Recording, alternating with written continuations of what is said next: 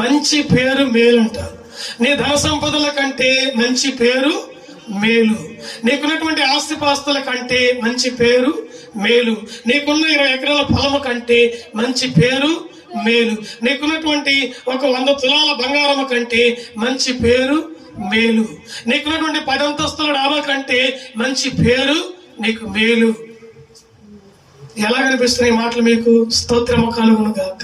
హల్లెలూయా. మంచి పేరు సంపాదించాలంటే నీకు 100 ఏళ్ళ ఆయుష్కాలము సరిపోయింది. అవునా? ఆస్తి సంపాదించాలంటే 10 ఏళ్ళలో సంపాదించవచ్చు, లేకుంటే 5 ఏళ్ళలో కష్టపడి సంపాదించవచ్చు, చాలా ఆస్తి సంపాదించవచ్చు. కానీ పేరు సంపాదించాలంటే నీ జీవితం అంతా సరిపోయింది. ఇప్పుడు పేరు ముఖ్యమా, ధనం ముఖ్యమా? ఏం ముఖ్యమండి? పేరు ముఖ్యమా, ధనం ముఖ్యమా? స్తోత్రం. హల్లెలూయా. చూడండి, చాలా మంది పెద్దల పోస్టుల కోసం పాకులాడుతున్నారు, చాలా మంది ప్రెసిడెంట్ పోస్టుల కోసం ప్రాకులాడుతున్నారు, కొంతమంది ఎమ్మెల్యే కావాలని చెప్పి ప్రాకులాడుతున్నారు. అవునా?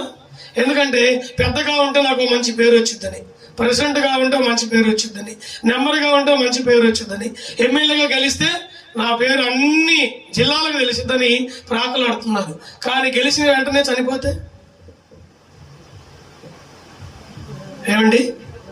ఏదో అందరూ నూలు చాపారండి. పెద్ద పోస్ట్ తీసుకున్నావు, మంచిది, 10 మందిలో మంచి పేరు సంపాదించుకున్నావు, ప్రెసిడెంట్గా గెలిచావు, నెంబర్గా గెలిచావు, ఎమ్మెల్యేగా గెలిచావు, ఎంపీగా గెలిచావు, మంచి పేరు ఇక రాబోతుంది 2 రోజుల నుంచి. సో ఆ గెలిచిన మరుసటి రోజు చనిపోయావు, పేరు వచ్చిద్దా? నీ పేరు ప్రఖ్యాతులన్నీ ఆడిపో